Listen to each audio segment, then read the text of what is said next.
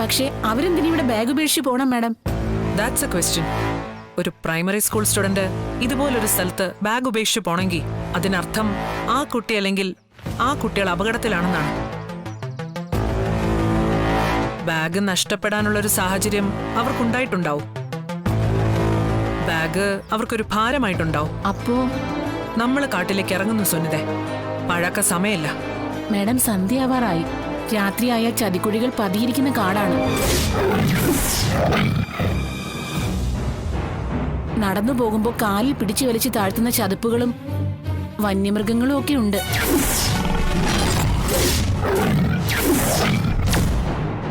ഹെഡ്ക്വാർട്ടേഴ്സിൽ അറിയിച്ച് കൂടുതൽ ഫോഴ്സിനെ വരുത്തുന്നതല്ലേ ബുദ്ധി? ഒരുപക്ഷെ ഫയർഫോഴ്സിന്റെ മിലിറ്ററിയുടെ ഒക്കെ സഹായം. ആർക്ക്? മാഡം, നമുക്കാണോ അതോ ആ കുട്ടികൾക്കാണോ സഹായം വേണ്ടത്? മനസ്സിലായില്ല മാഡം. സുനിത, ഈ പറഞ്ഞ അപകടങ്ങളൊക്കെ ആ കുട്ടികൾക്ക് മുന്നിൽ ഇപ്പോഴും ഉണ്ട്.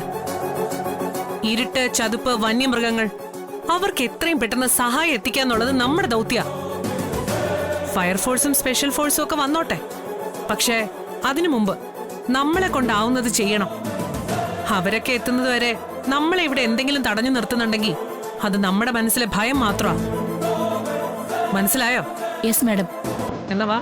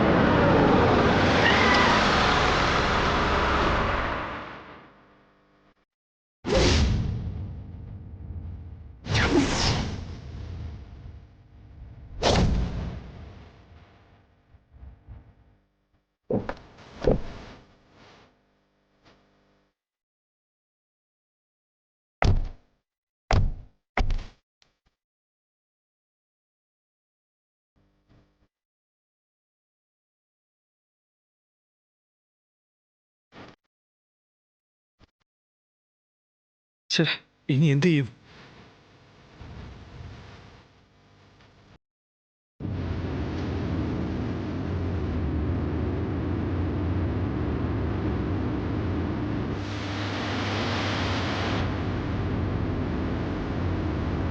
അങ്ങോട്ട് ചേർത്ത് നിർത്തിക്കും.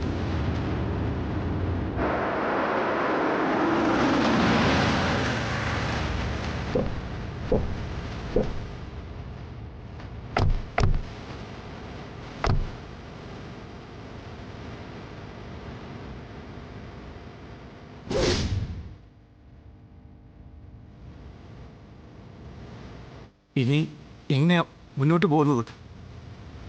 ഇവിടെ നിന്ന് ഇറങ്ങി നടക്കേണ്ടി വരും മാഡം. ഫോൺ സിഗ്നൽ കാണിക്കുന്നത് കാടിൻ്റെ ഈ ഭാഗത്താണ്. ഇവിടെയോ? യെസ് മാൻ, ദുർഘട വനമാണ്.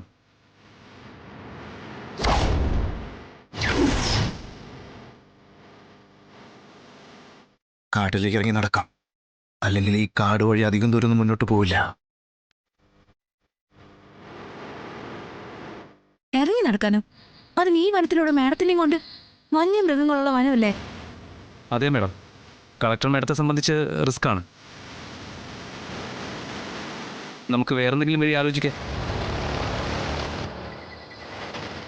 വേറെ വഴിയൊന്നുമില്ല, വാ.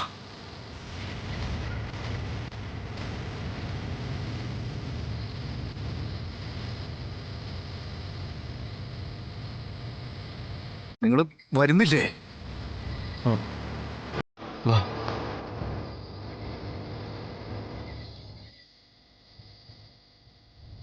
വാ.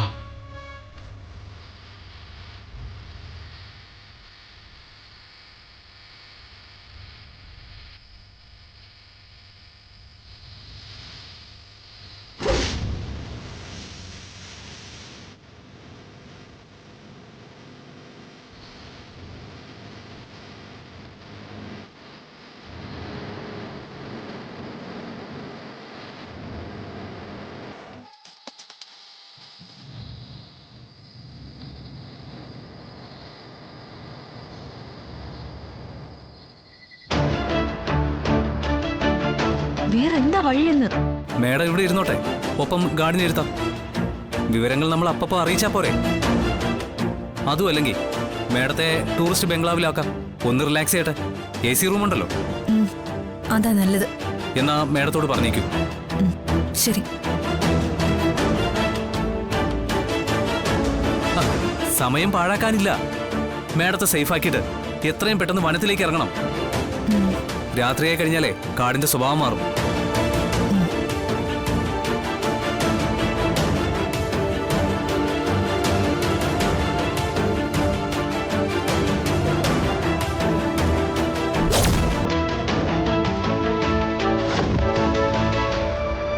രാമേട്ടാ,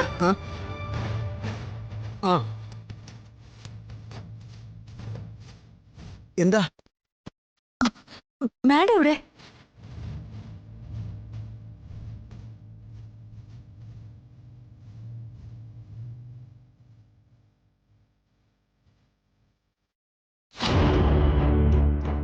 sir, madam ചതിച്ചോ?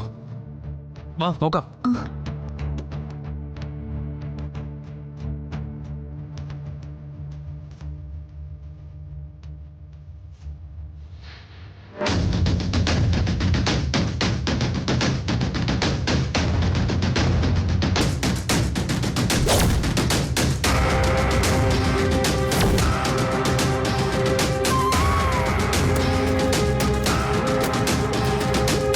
Madam, madam, madam, നമുക്ക് സമയം കളയാനില്ല. പെട്ടെന്ന് നോക്കണം. വാ.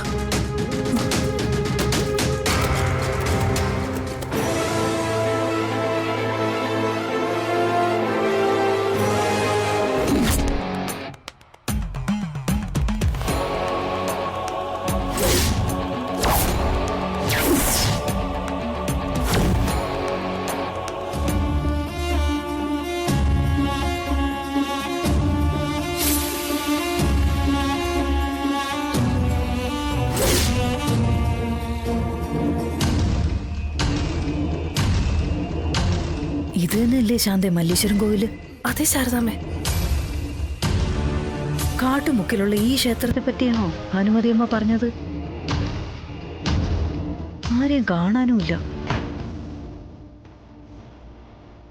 ആ, ദേ പൂജാരി.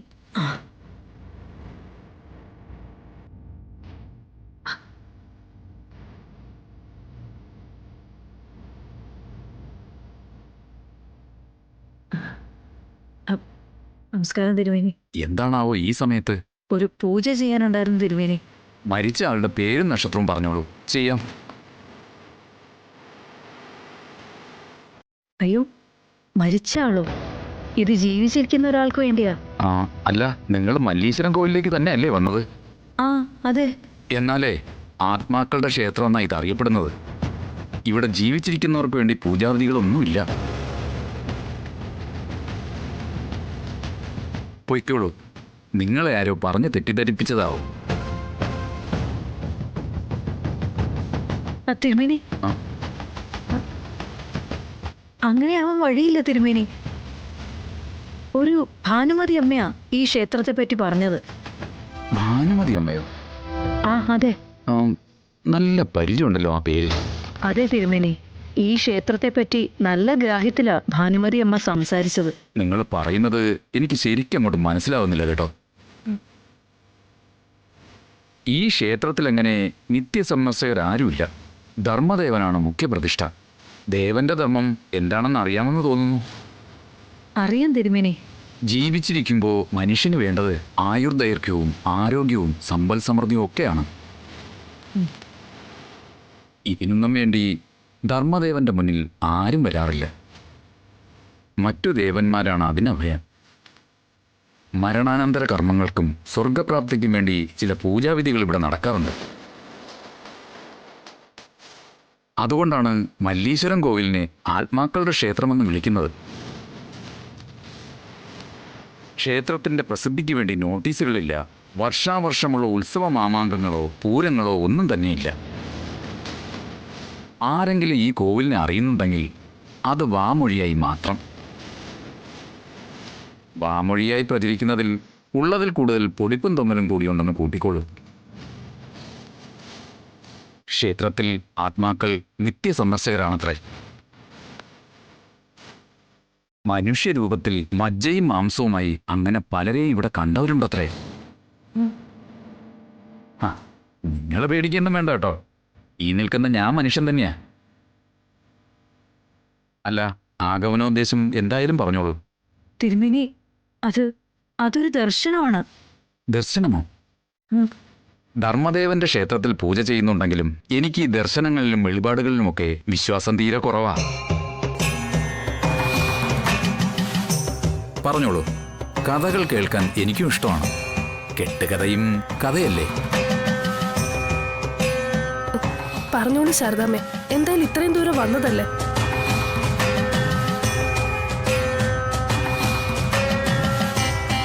നിങ്ങൾ ഈ ലോകത്തൊന്നും അല്ലേ ജീവിക്കുന്ന ശാരദാമ്മേ. പേമാരിയും കൊടുങ്കാറ്റും ഉരുൾപൊട്ടലും ഒന്നും നിങ്ങൾ കാണുന്നില്ലേ? ശാലിനിക്കും ശ്യാമയ്ക്കും ഓരോ കുഞ്ഞുങ്ങളുണ്ടാവില്ല. രണ്ടിലൊരാൾക്കേ സന്താന ഭാഗ്യം ശേഷിക്കൂ. അതാ ദൈവവിധി. ഈ കസേരയിൽ അവരിരുന്നത്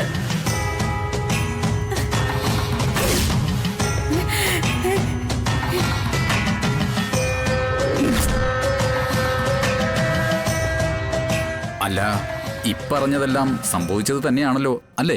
ശാരദാമ്മ പറഞ്ഞ ആ ചെരുപ്പ് ഞാനും കണ്ടതാ തിരുമേനി. പക്ഷെ ആ സ്ത്രീയെ ഞാൻ കണ്ടില്ല. ആ സംഭവം ഓർമ്മിക്കാൻ ഇപ്പൊ ഒരടയാളം ഉണ്ടായിന്ന ശാരദാമ്മ പറയുന്നത്. നിങ്ങൾ പറഞ്ഞ കുട്ടികൾ, അത് അവര് രണ്ടുപേരെയും കാണാതായി തിരുമേനി. സ്കൂളിൽ പോയ കുട്ടികളാ. പെട്ടെന്ന് ഇങ്ങോട്ട് ഇറങ്ങിപ്പോയി.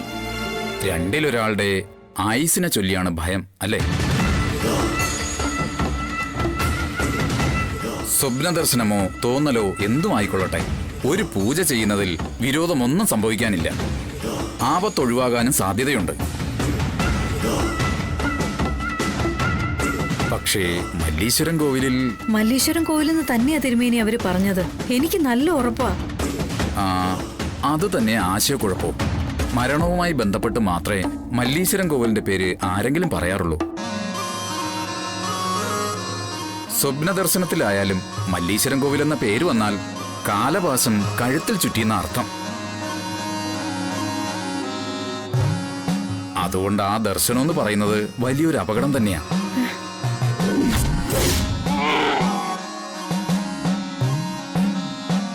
പേടിപ്പിക്കല്ലേ കേട്ടോ, അങ്ങനെ തന്നെയാ.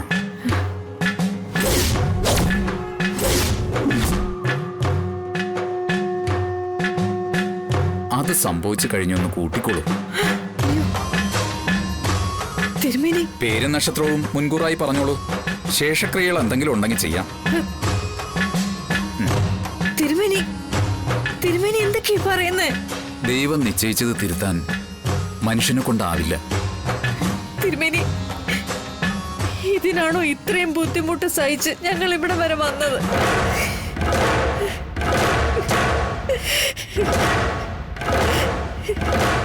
എന്താ ഇവരുടെ പേര്? ശാരദാമ്മ. നാട്ടില് ഒരുപാട് പേര് ബഹുമാനിക്കുക ആദരിക്കുകയൊക്കെ ചെയ്യുന്ന ഒരാളാ ശാരദാമ്മ. ശാരദാമ്മ അങ്ങനെ ഒരു കാര്യത്തിലും വെറും വാക്ക് പറയാറില്ല. അതാ ഈ അമ്പലം തേടി പിടിച്ച് ഇത്രയും കഷ്ടപ്പെട്ട് ഇവിടെ വരെ വന്നത്. സഹായിക്കണം തിരുമേനി, എന്റെ കുഞ്ഞുങ്ങളുടെ പ്രാണൻ. ശാരദാമ്മേ, ധർമ്മദേവനിന്ന് പ്രാണം തിരിച്ചു വാങ്ങിയ സംഭവങ്ങൾ പുരാണങ്ങളിൽ പോലും വിരലിലെണ്ണാവുന്നതേയുള്ളൂ. സംഭവമല്ലെന്ന് ഞാൻ പറയുന്നില്ല. അതിനൊരു പൂജാവിധിയില്ല. പഞ്ചാഗ്നി മധ്യയുള്ള തപസ്. പഞ്ചാഗ്നി മധ്യയോ? അതെ, അപൂർവങ്ങളിൽ അപൂർവമായൊരു പൂജ. പഞ്ചാഗ്നി മധ്യേ സ്വന്തം ശരീരം തന്നെ യാഗത്തിൽ നേദിക്കാനുള്ള പൂജാപുഷ്പമാകണം. യാഗാഗ്നിയിൽ കത്തി ഉരുകണം നെയ്യ്. എങ്കിലും ഫലസിദ്ധി ഉണ്ടാവുമെന്ന് ഉറപ്പില്ല താനും. എന്താ, തയ്യാറുണ്ടോ? തയ്യാറാണ് തിരുമേനി. പറഞ്ഞു പൂർത്തിയായില്ല ശാരദാമ്മേ. തയ്യാറാണ്. ധർമ്മദേവന്റെ പിടിയിലായ പ്രാണനെ ഇരന്നു വാങ്ങിച്ചവരുണ്ടെന്ന് പറഞ്ഞല്ലോ പുരാണങ്ങളിൽ. അവർക്കൊക്കെ തുണയായി ഒരു ശക്തി ഉണ്ടായിരുന്നു. തപമോ വ്രതമോ ഗുണമോ കൊണ്ട് അവർ നേടിയെടുത്തൊരു ശക്തി. ധർമ്മദേവൻ ഒരു കരുണ തോന്നാൻ അങ്ങനെ എന്തു പകരം വയ്ക്കാനുണ്ട് ശാരദാമ്മയ്ക്ക്?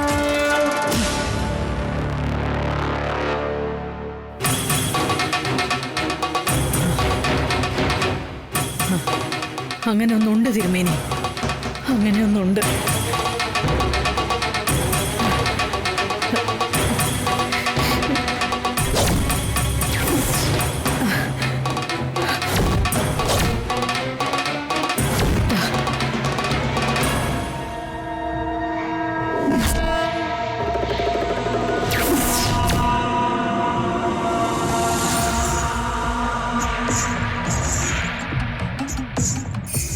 ഇതാ തിരുമേനി, എന്റെ കുഞ്ഞിന്റെ പ്രാണൻ തിരികെ വാങ്ങാൻ ധർമ്മദേവന് മുന്നിൽ ശാരദ വയ്ക്കുന്നത്.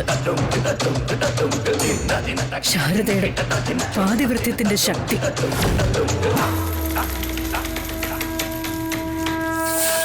അത് മടക്കിക്കൊണ്ട് വന്നോളും എന്റെ കുഞ്ഞുങ്ങളുടെ ജീവൻ. പഞ്ചാഗ്നി പൂജയ്ക്ക് തയ്യാറെടുക്കാൻ തിരുമേനി.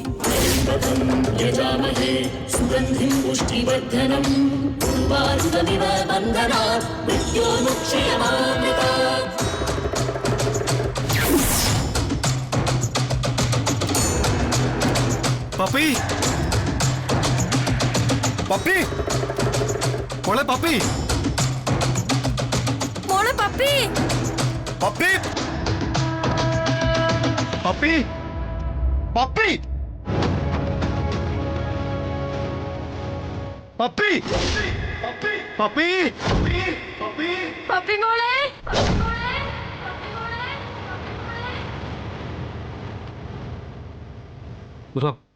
ഇതെവിടെയാണെന്ന് കരുതിയാ നമ്മൾ അന്വേഷിക്കുന്നത്? അന്വേഷിക്കണം, എവിടെയാണെങ്കിലും അന്വേഷിച്ച് കണ്ടെത്തണം. നമ്മുടെ കുഞ്ഞല്ലേ.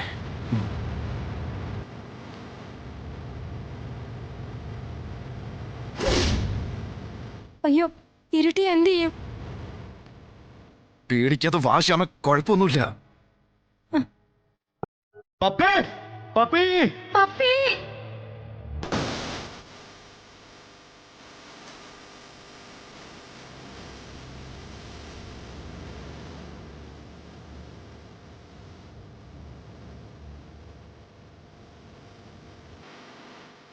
വാ പപ്പി.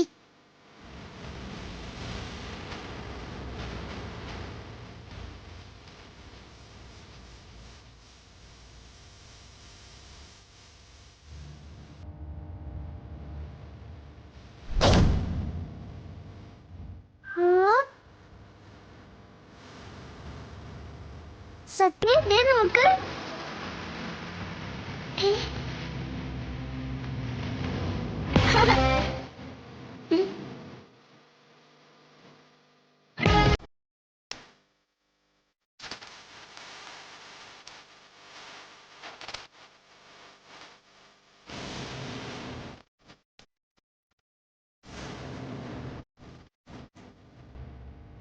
നോക്കട്ടെ.